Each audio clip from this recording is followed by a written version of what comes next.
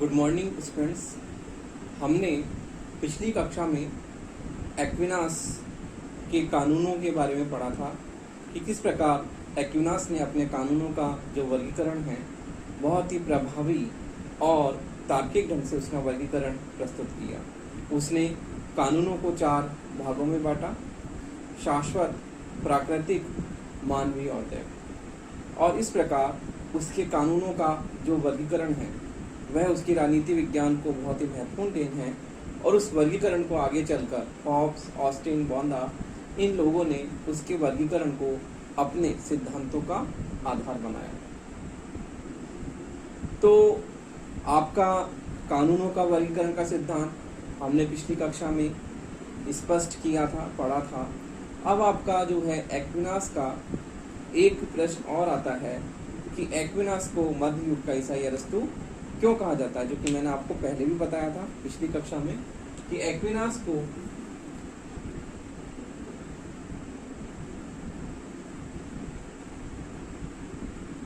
मध्य युग का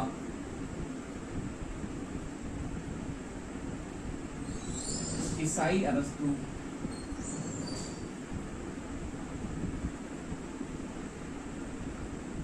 कहा जाता है। एक्विनास को मध्य युग का ईसाई अरस्तु कहा जाता है, अर्थात एक्विनास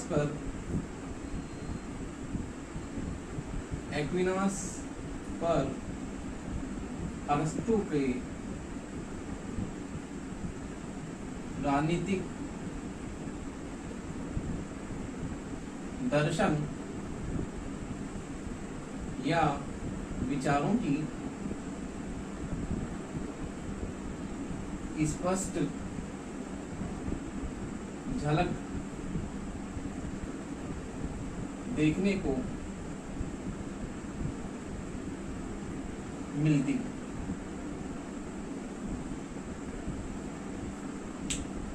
एक्विनास को मध्य युग का ईसाई अरस्तु कहा जाता है क्योंकि एक्विनास पर अरस्तु के राजनीतिक दर्शन अर्थात उसके विचारों की स्पष्ट झलक, हमें स्पष्ट छाप उसके विचारों पर देखने को मिलती है।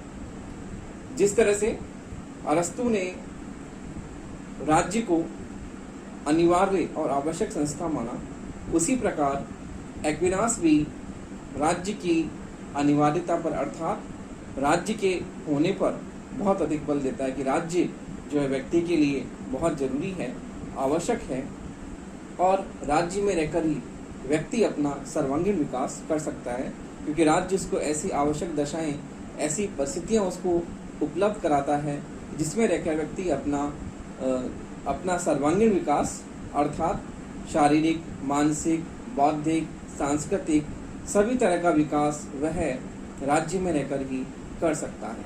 तो इसलिए व्यक्ति के लिए राज्य एक अनिवार्य संस्था है और व्यक्ति राज्य में रहकर ही अपना सर्वांगीण विकास कर सकता है। तो एक्विनास भी अरस्तु की तरह ही यह मानता है कि मनुष्य क्या है, एक राजनीतिक प्राणी है और मनुष्य के लिए राज्य क्या है, आवश्यक है। तो देखिए इसमें अरस्तु की तरह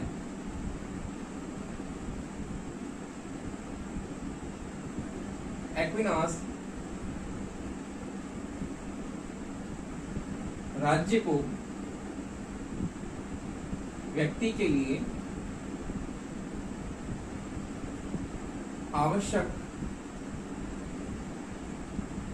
व अनिवार्य संस्था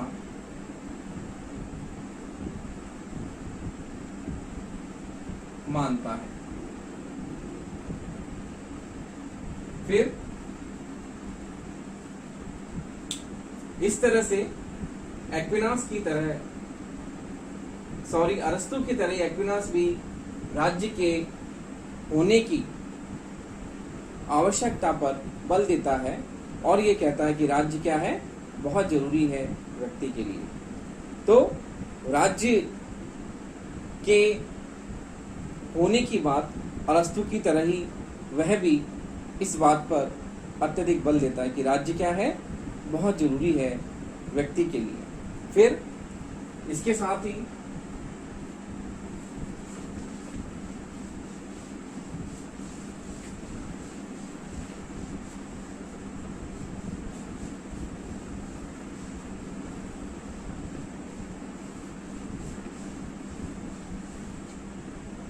इसके साथ ही एक्विनास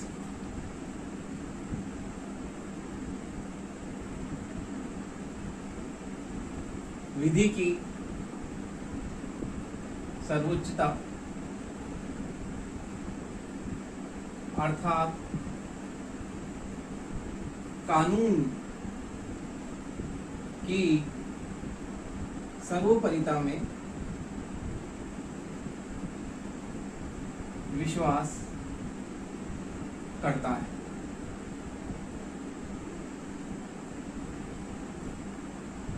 और एक और है, अरस्तु की तरह ही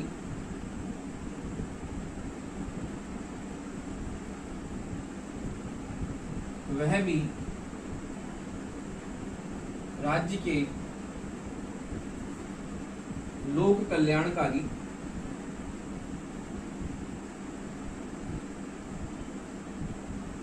स्वरूप की बात करता है। तो देखिए, ये प्रश्न यदि आपके आता है कि एक्विनास को मध्य युग का ईसाई अरस्तु कहा जाता है, तो इसके जो पॉइंट्स मैंने बताए हैं उसके हिसाब से आप इसको आगे विस्तृत रूप से आप इसकी व्याख्या कर सकते हैं इस प्रश्न के उत्तर में। तो एक्विनास विधि की सर्वोच्चता अर्थात कानून की सर्वोपरिता की बात करता है। जैसे कि एक्विनास ने अपने कानूनों के वर्गीकरण के 4 आधार बताए हैं, उन 4 आधारों के आधार पर उसने कानूनों का वर्गीकरण स्पष्ट रूप से प्रस्तुत किया है, जो कि हमने पिछली कक्षा में आपको बताया था। तो इस प्रकार से एक्विनास कानून की सर्वोपरिता की बात करता है, कानून की सर्वोच्चता की बात करता है, जो कि बात अरस्तु भी करता है कि विधि क्या है, सर्वोच्च है, और जो शासन होना चाहिए वो विधि के अनुसार ही होना चाहिए। विधि द्वारा लिखी हुई जो भी नियम हैं, लिखे हुए जो भी कानून हैं, उन कानूनों के आधार पर क्या होना चाहिए, शासन होना चाहिए, और शासन सीमित और मर्यादित होना चाहिए। तो अगला है, अरस्तु की तरह ही वह राज्य के लोक कल्याणकारी स्वरूप की बात करता है। जिस प्रकार से अरस्तु राज्य को व्यक्ति के लिए आवश्यक मानता है, उसके लिए अनिवार्य संस्था मानता है, इसी प्रकार से एक्विनास भी राज्य के लोक कल्याणकारी स्वरूप अर्थात राज्य के लिए ये मानता, उसका स्वरूप क्या है, लोक कल्याण करना है, क्योंकि राज्य लोक कल्याण के कई सारे कार्य करता है। क्योंकि व्यक्ति का सर्वांगीण विकास राज्य में रहकर ही पूरी तरह से होता है, और व्यक्ति के लिए राज्य क्या है, आवश्यक है। तो व्यक्ति के लिए राज्य उसका शारीरिक, मानसिक, बौद्धिक, सांस्कृतिक सब तरह का विकास जो है वह राज्य करता है। तो इस प्रकार से व्यक्ति के जो जीवन के विविध आयाम हैं, विभिन्न विभिन्न क्षेत्र हैं, उन क्षेत्रों में उसके विकास को कौन सुनिश्चित करता है, राज्य सुनिश्चित करता है। इसलिए अरस्तु की तरह ही वह भी राज्य के लोक कल्याणकारी स्वरूप की बात करता है कि राज्य का स्वरूप कैसा है, लोक कल्याणकारी, अर्थात राज्य व्यक्ति के विकास के लिए आवश्यक है, और राज्य में रहकर ही व्यक्ति अपना सर्वांगीण विकास कर सकता है। इस प्रकार से अरस्तु की तरह ही एक्विनास भी राज्य के लोक कल्याणकारी स्वरूप की बात करता है। तो देखिए, इस तरह से एक्विनास पर अरस्तु के राजनीतिक दर्शन की जो छाप दिखाई देती है, वो छाप स्पष्ट रूप से यह बताती है कि एक्विनास जो है उसे मध्य युग का ईसाई अरस्तु कहना बिल्कुल युक्त है। अर्थात उसके विचारों पर जो अरस्तु के राजनीतिक दर्शन की जो हमें झलक दिखाई देती है, उस झलक के आधार पर हम ये कह सकते हैं, और उसने जो अरस्तु के दर्शन को चर्च के साथ में समन्वय उसने किया है, और अपने एक तरह के सिद्धांतों को अलग रूप से धार्मिक सत्ता और लौकिक सत्ता को उसने क्या किया है, मिला दिया है। तो इस प्रकार से अरस्तु के तरह ही वह राज्य के लोक कल्याणकारी स्वरूप की बात करता है, कानून की सर्वोच्चता के सिद्धांत की बात करता है। तो इस प्रकार से जो एक्विनास है, वह एक्विनास अरस्तु की शिक्षाओं, अरस्तु के राजनीतिक दर्शन को बाइबल की शिक्षाओं के साथ समन्वय उसका कर देता है। उसकी अरस्तु के राजनीतिक दर्शन को बाइबल के साथ, धर्म के साथ मिला देता है। तो इस प्रकार से एक्विनास को मध्य युग का ईसाई अरस्तु इसीलिए कहा जाता है। अब देखिए एक्विनास के कुछ अन्य जो विचार हैं उसके बारे में हम देखते हैं।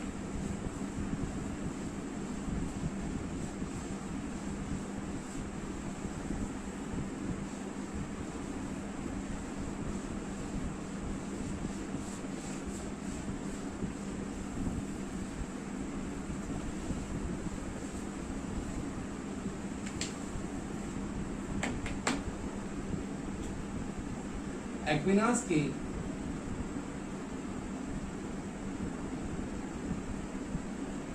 राज्य संबंधी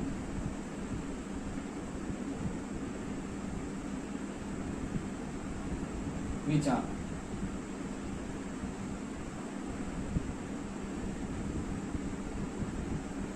एक्विनास के राज्य संबंधी विचारों में हम एक प्रमुख रूप से इस बात को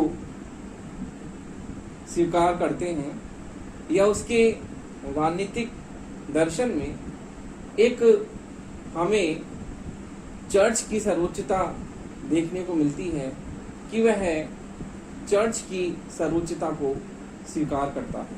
अर्थात वह यह कहता है कि चर्च जो है वह शासक से भी सर्वोपरि है। तो एक विचार उसका ये उसे अलग दिशा में ले जाता है, क्योंकि अरस्तु इस तरह की बात नहीं करता।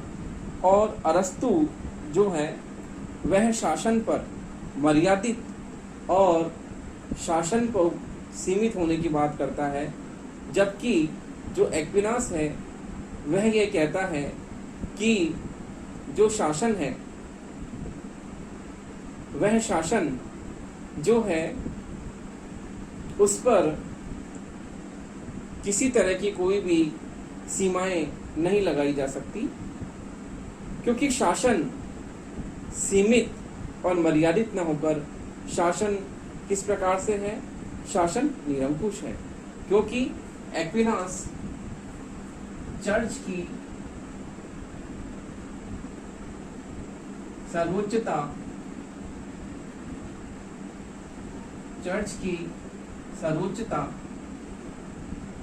को प्रधानता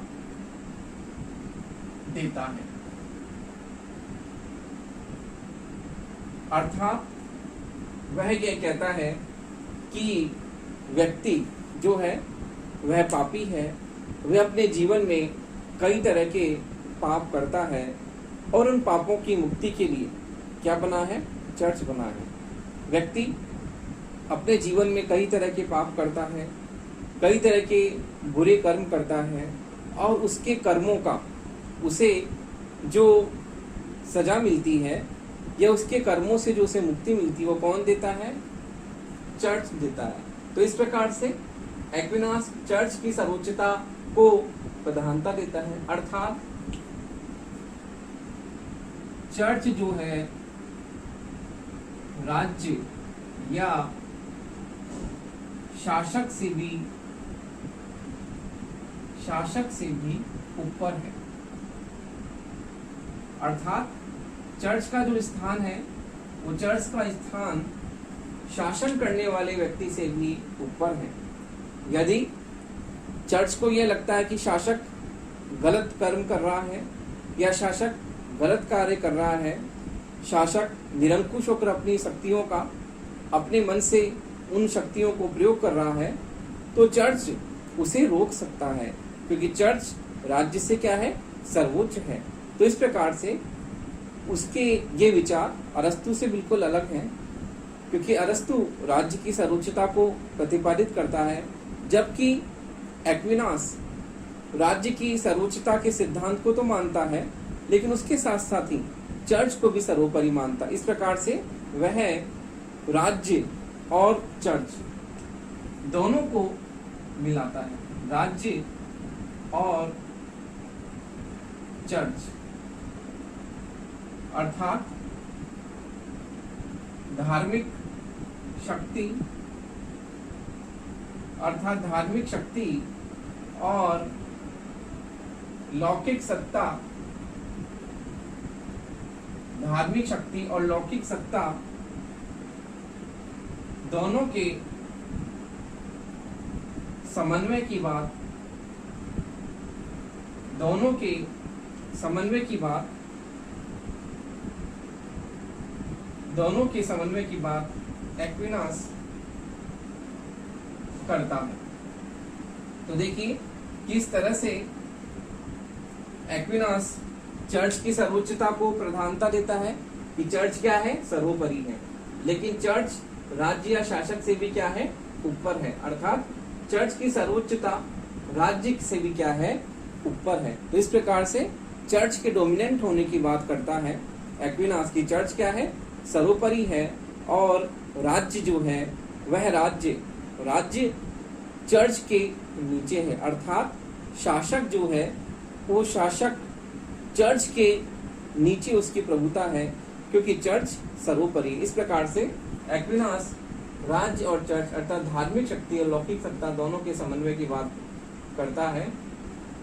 तो इस प्रकार से यह कहा जा सकता है राज्य और चर्च अर्थात धार्मिक शक्ति और लौकिक शक्ति दोनों को मिलाने की बात एक्विनास करता है, जो कि एक्विनास का एक नया सिद्धांत जो उसने दिया है उसका समन्वयकारी या संतुलनकारी सिद्धांत जो है वह उसका बिल्कुल एक अलग तरह का सिद्धांत है, जो चर्च और राज्य दोनों के समन्वय की बात करता है, दोनों को मिलाने की बात करता है। तो इस प्रकार से एक्विनास कहता है कि व्यक्ति के जीवन में दो सुख हैं, वो दो सुखों की प्राप्ति के लिए उसका जीवन बना है लौकिक सुख और पारलौकिक सुख। लौकिक यानी सांसारिक, पारलौकिक यानी धार्मिक सुख। लौकिक सुखों की प्राप्ति के लिए राज्य बना है, और पारलौकिक धार्मिक सुखों के लिए क्या बना है, चर्च बना है। अर्थात व्यक्ति अपने जीवन में सांसारिक जो भी सुखों की प्राप्ति के लिए उसके लिए राज्य जरूरी है, और उसके जीवन में जो धार्मिक जो भी उसके कार्य हैं उसके लिए पारलौकिक सुख के लिए अर्थात उसके पापों की मुक्ति के लिए क्या है, चर्च बना है। क्योंकि वो ये मानता है कि व्यक्ति अपने जीवन में निरंतर कुछ न कुछ गलत कर्म करता है, और निरंतर वह पाप कर्म में क्या करता है, लिप्त रहता है। इसलिए उसके पापों से मुक्त करने के लिए कौन बना है, चर्च बना है। इसलिए वह चर्च की अनिवार्यता की बात करता है। चर्च को वह राज्य से भी ऊपर मानता है कि चर्च क्या है, सर्वोपरि है। तो इस प्रकार से एक्विनास का जो सिद्धांत है उसके राज्य संबंधी विचारों में राज्य से भी ऊपर क्या है, चर्च, और शासक चर्च के नीचे है। यानी चर्च की अधीनता को कौन स्वीकार करता है, शासक स्वीकार करता है। यदि शासक से कोई गलती होती है या शासक ऐसा कोई गलत कार्य करता है तो शासक को जो राज्य है जो चर्च है वो चर्च दंडित कर सकता है। अर्थात यदि शासक कोई ऐसा गलत कर्म करता है या अपनी शक्तियों का निरंकुश रूप से अमर्यादित होकर उनका प्रयोग करता है तो जो चर्च है वह उसे दंडित कर सकता है। इस प्रकार से वह चर्च की सर्वोपरिता को अर्थात शासक को वो चर्च के अधीन मानता है, राज्य को चर्च के अधीन मानता है, और चर्च की सर्वोपरिता अर्थात चर्च की सर्वोच्चता के सिद्धांत को प्रतिपादित करता है। तो इस प्रकार से एक्विनास के चिंतन में हमें चर्च और राज्य अर्थात धार्मिक सत्ता और लौकिक सत्ता का समन्वय हमें देखने को मिलता है। तो देखिए एक्विनास के राज्य संबंधी विचारों में हमें उसके अरस्तु के चिंतन के दर्शन होने के साथ साथ हमें उसका एक अलग तरह का जो नया उसने समन्वयकारी सिद्धांत बनाया है कि चर्च और राज्य दोनों को वो क्या करता है, मिलाने का प्रयास करता है। इस प्रकार से अरस्तु धार्मिक सत्ता और लौकिक सत्ता दोनों के समन्वय की बात करता है कि दोनों व्यक्ति के लिए दोनों सुख जरूरी है, और एक सुख की प्राप्ति उसे राज्य में रहकर हो सकती है और दूसरे सुख की प्राप्ति उसे चर्च अर्थात धार्मिक सत्ता के अधीन रहकर ही हो सकती है। तो इस प्रकार से अरस्तु के राज्य संबंधी विचार हमें एक समन्वय की ओर लेकर चलते हैं, जिसमें राज्य और चर्च अर्थात राज्य और चर्च की शिक्षाओं, बाइबल की शिक्षाओं, धार्मिक सत्ताओं अर्थात तो धार्मिक सत्ता और लौकिक सत्ता दोनों के समन्वय की बात करता है। इस प्रकार से एक्विनास का जो ये राज्य संबंधी विचार है, उसके राज्य संबंधी विचारों में हमें चर्च की सर्वोच्चता दिखाई देती है और वह चर्च को सर्वोपरि मानता है। तो इस प्रकार से एक्विनास का जो अगला जो टॉपिक है वो बताता है कि सरकार के कार्य क्या हैं। तो हम अब देखते हैं एक्विनास के अनुसार सरकार के कार्य क्या हैं।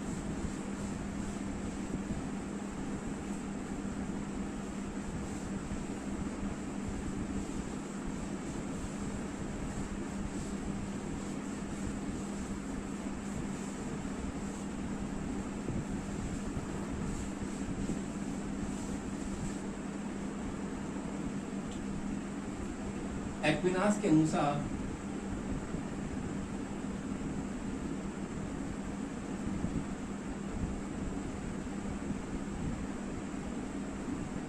सरकार के कार्य।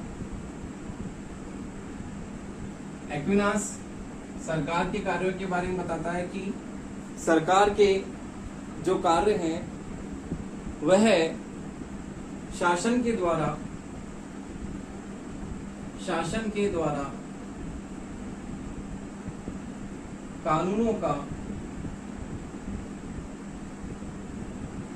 उचित ढंग से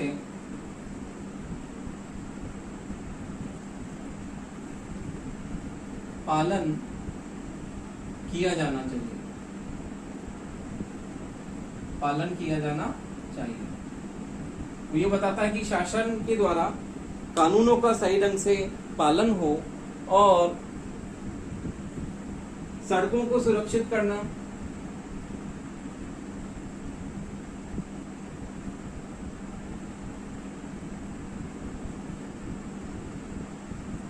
चोर डाकुओं से सुरक्षा करना,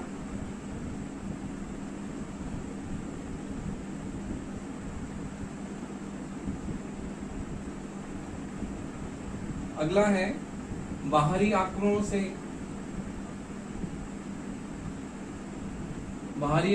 से राज्य की रक्षा करना।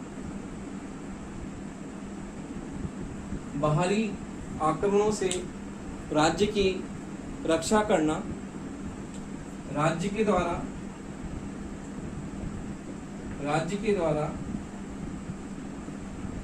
जनसंख्या को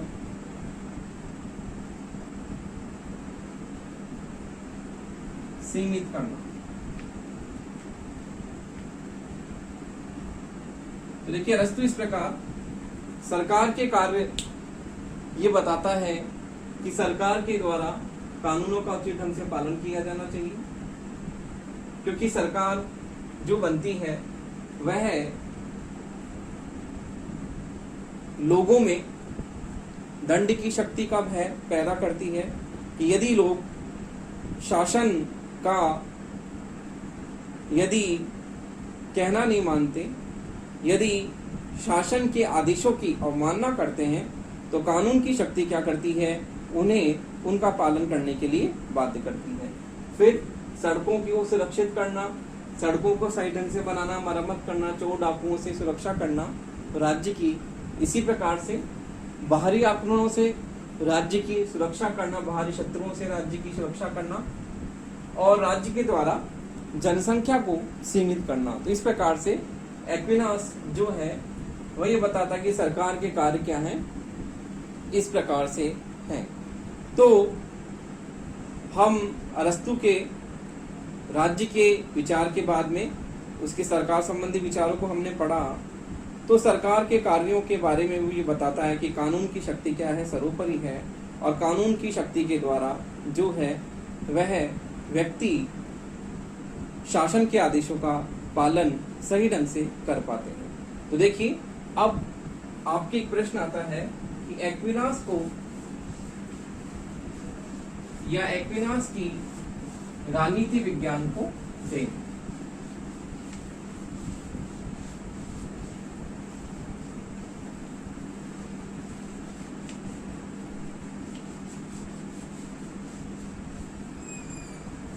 एक्विनास की राजनीति विज्ञान को देर आपके प्रश्न आता है कि एक्विनास की राजनीति विज्ञान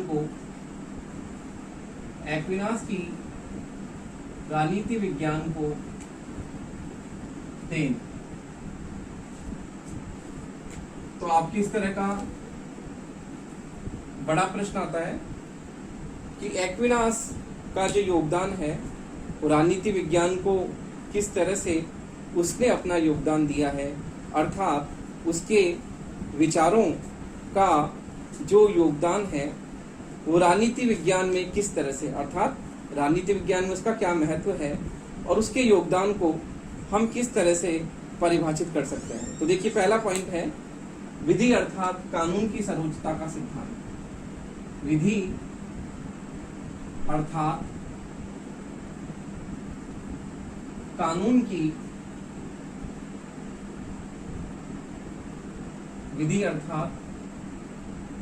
की सर्वोच्चता का सिद्धांत। जैसा कि मैंने आपको बताया पिछली कक्षा में कि एक्विनास ने कानूनों का वर्गीकरण बहुत ही तार्किक और बहुत ही उसने बौद्धिक ढंग से अपना वर्गीकरण प्रस्तुत किया। कानूनों को किस प्रकार से उसने 4 भागों में बांटकर कानून की सर्वोच्चता का सिद्धांत प्रतिपादित किया कि कानून क्या है, सर्वोपरि है। जैसे कि उसके सरकार संबंधी कार्यों में हमने देखा कि शासन का महत्वपूर्ण कार्य क्या है, कानूनों का उचित ढंग से नागरिकों द्वारा पालन करवाना।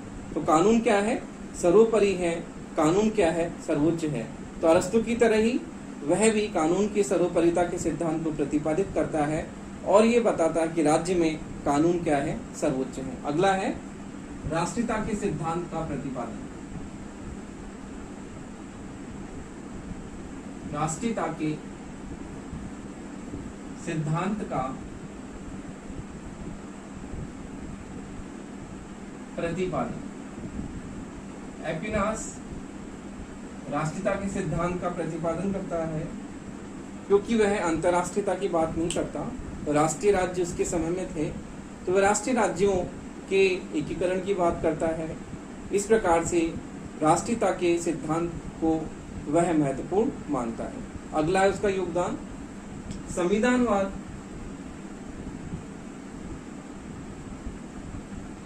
संविधानवाद का आधार प्रस्तुत करना। तो देखिए, जहां पर एक्विनास कानून की सर्वोच्चता की बात करता है, क्योंकि कानून जो होता है वो लिखे हुए नियम होते हैं, लिखे हुए स्पष्ट रूप से नियम जिनकी पालना सरकार करवाती है। तो कानून लिखित होते हैं। इसी प्रकार से वो संविधानवाद की बात करता है, क्योंकि संविधानवाद में जो नियम, जो भी शासन करने के तौर तरीके हैं वो क्या होते हैं, लिखित रूप में लिखे हुए होते हैं। तो संविधानवाद में संविधान होता है और संविधान लिखित अलिखित दोनों रूप में हो सकता है। जैसे कि ब्रिटेन में अलिखित संविधान है, लेकिन फिर भी वहाँ पर जो अभी समय है वो कानूनों का ही रूप उन्होंने धारण कर रखा है और वह वहाँ पर लिखे हुए नियमों से भी बहुत ज़्यादा महत्वपूर्ण है। तो इस प्रकार से संविधानवाद लिखे हुए नियमों की बात करता है। जहाँ पर कानून की सर्वोच्चता की बात हो गई तो हम वहाँ पर संविधानवाद की बात भी करते हैं कि संविधानवाद वहाँ पर है। फिर अगला है समानता के सिद्धांत को प्रस्तुत करना। समानता के सिद्धांत को प्रस्तुत करना। एक्विनास समानता के सिद्धांत की बात करता है। वह प्लेटो की तरह समाज को 3 भागों में नहीं बांटता, समाज का वर्गीकरण इस तरह से नहीं करता और समाज में सभी लोगों को समान रूप से वो कानूनों के पालन की बात करता है और यह भी कहता है कि राज्य लोगों में समान रूप से न्याय का वितरण करेगा, अर्थात जो भी राज्य लोगों को पद, पुरस्कार, सम्मान जो भी लोगों को वितरित करेगा वो समानता पूर्वक, न्याय पूर्वक वितरण प्रणाली उसकी होगी, जो कि समानता के सिद्धांत पर आधारित होगी। अगला है लोक कल्याणकारी राज्य का विचार। लोक कल्याणकारी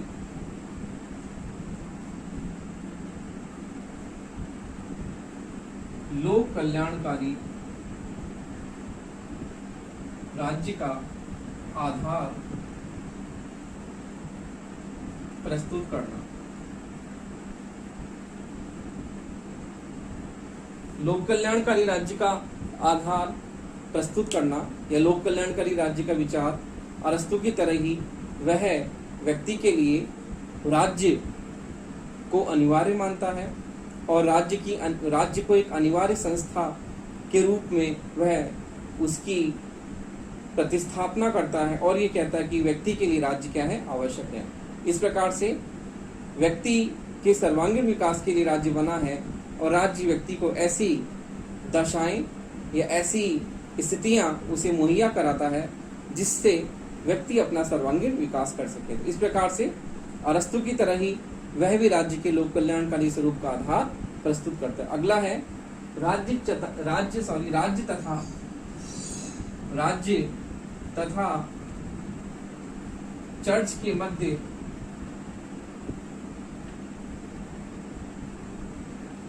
समन्वय प्रस्तुत करना।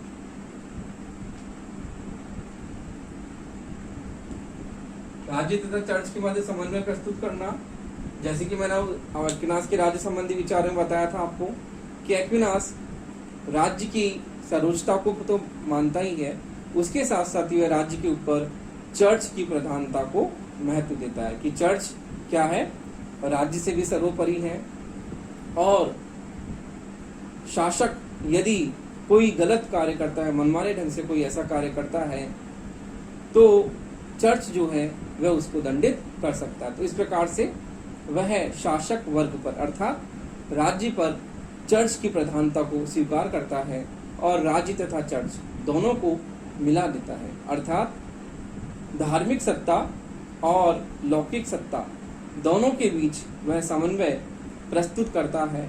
अर्थात धार्मिक सत्ता जो है वह व्यक्ति को पारलौकिक सुख की प्राप्ति के लिए बनी हुई है और लौकिक सत्ता जो है वह व्यक्ति को सांसारिक जगत में जो भी सुख प्राप्त होते हैं वो उसे लौकिक सत्ता के द्वारा प्राप्त होते हैं। तो इस प्रकार से एक्विनास के राजनीतिक चिंतन में हमें एक समन्वयकारी और संतुलनकारी विचार उसकी अवधारणा में देखने को मिलते हैं कि वह राज्य तथा चर्च दोनों के समन्वय को प्रस्तुत करता है। तो इस प्रकार से अरस्तु के जो ये महत्वपूर्ण विचार जो है वह उसकी राजनीति विज्ञान को महत्वपूर्ण देन है, जिसके आधार पर हम यह कह सकते हैं कि एक्विनास का जो राजनीतिक दर्शन है वह राजनीति विज्ञान को एक महत्वपूर्ण देन है और उसे हम मध्य युग का ईसाई अरस्तु भी इसी आधार पर कह सकते हैं।